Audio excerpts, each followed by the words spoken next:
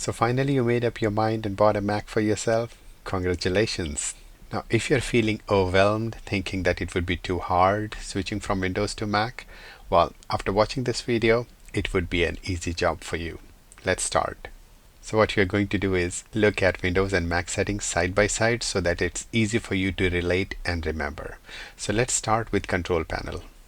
So the control panel of Mac is called System Settings. System Settings could be in the dock. If it's not there, dock is the bottom bar here where you have all the applications and you could launch the applications directly from here. If you don't find System Settings here, you could go to Apple and type System Settings, or you can always use the Spotlight, the search bar. Apple calls it Spotlight. You could type System Settings here and you could launch. So this is your control panel on Mac. Most important thing after control panel or system settings is your mouse or trackpad. On Windows we are habitual of doing right click. On Mac they call it secondary click, and by default it might be turned off because Apple says right click or secondary click should be done by holding down the command key and doing a single click. It sounds kind of silly, right? Why do I have to use both hands just to do a right click? So what you could select from here is all those options, but I recommend tap with 2 fingers. So click or tap anywhere on the screen, anywhere on the trackpad, and it would become right click. And this setting is also important. If you do this, just works by tapping. Other settings are common, but more gestures has some fancy things here and very interesting. If you get habitual of this, you would be far more productive than you could ever be on Windows. Mission control. So if you swipe 4 fingers up, you can see all the applications that are open on that desktop, and then you could have multiple desktops with multiple windows open. Okay, so that one is called mission control. Second one is app expose. So any application that you have selected, if you have multiple windows of that application opened, by doing this you can see all the windows of that application. For example, I have this text edit, so if I swipe 4 fingers down, I could see all the windows that I have opened for that application. So 4 fingers up is mission control, 4 fingers down is app expose, and then this could be done with 3 fingers as well, and this could be done with 3 fingers as well. You had got File Explorer, where you could access all your files and folders. The same thing on Mac is called Finder. So here you could find all your files and folders. Such a simple name, no? Finder. Okay, so in Finder you could access all your files and folders, and if there is something which is interesting for you, which you want to access all the time, you could select it from here and drag it to your left column in the Finder, and then you could access it quickly from here. Or here you could select and drop it here, and then you could select that folder right from here.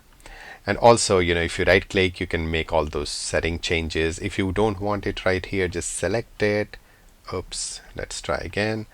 You select it and drop it in the air, it would go away.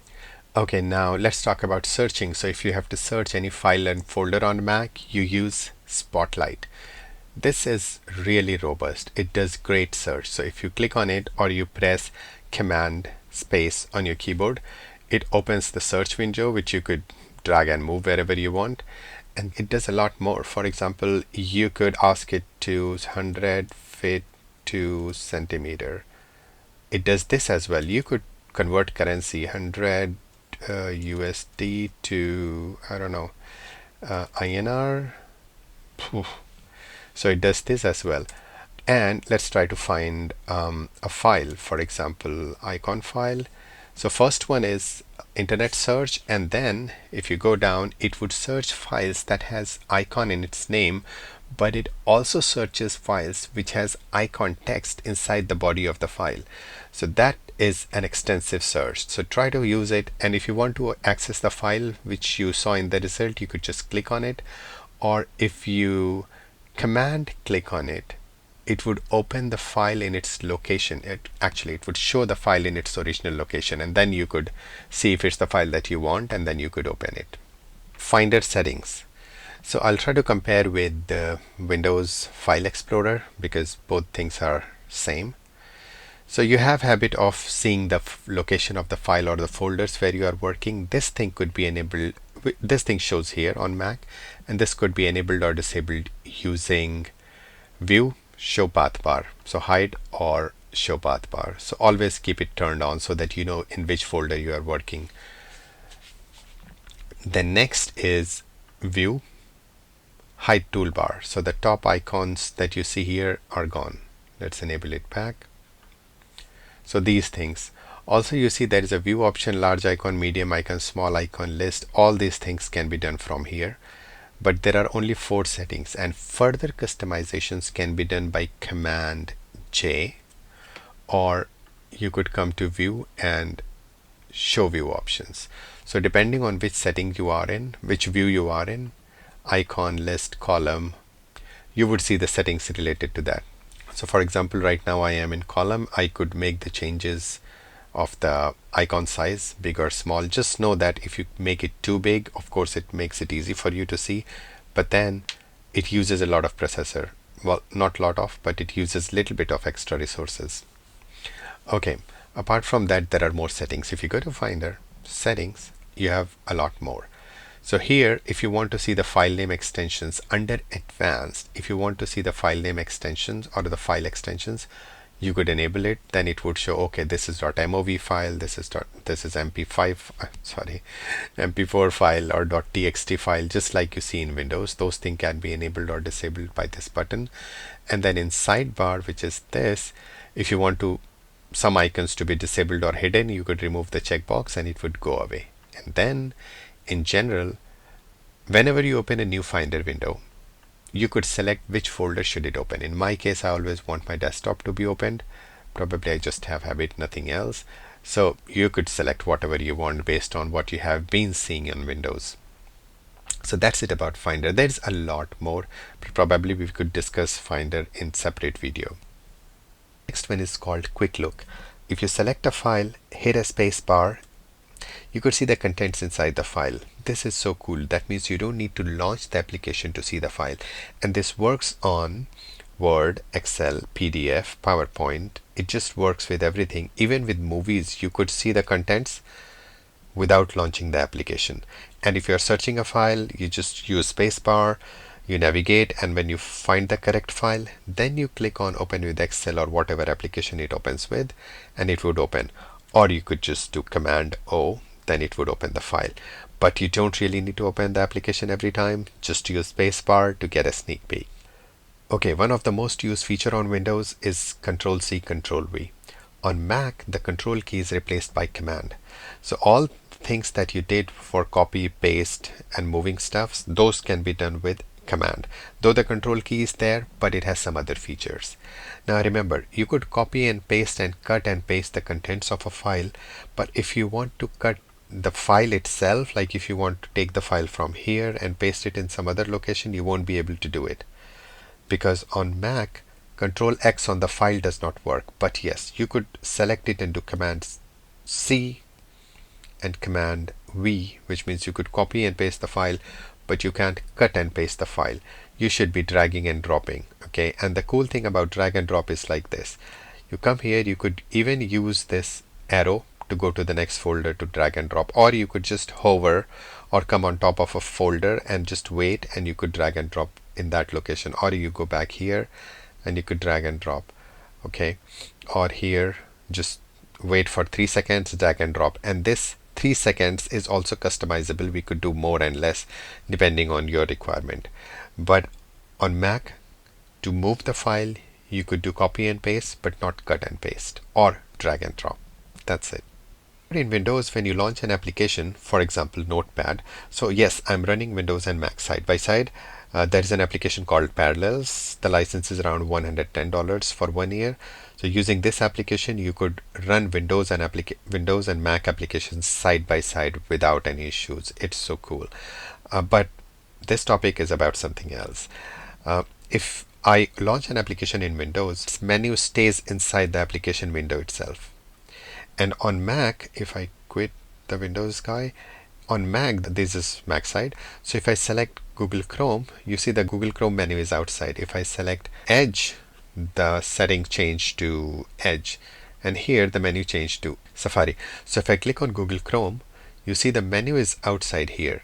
So if I click on Edge, you see the menu changed for Edge, and now if I click on Safari, the menu changed for Safari. If I click on a blank space, the menu changed to Finder. So this is something that you have to remember. And if you click on cross, it would not close the application like it does on Windows. So let's click on Chrome, and if I click on cross, it would close the window, but it would not close the application. So to close the application properly, you have to click on Chrome and go to quit. Don't worry, it's not so hard. If you use your left hand and make it learn Command Q using your left hand, you could quit the application easily, and that's what everybody who is on Mac uses. So use Command Q to actually quit the application. Otherwise, if you just keep crossing, like I do cross here and I do cross here, my applications are still running. Right? For now, at this moment, Edge is selected and running. So it's important that you don't just cross it out. You do Command Q to quit the application properly.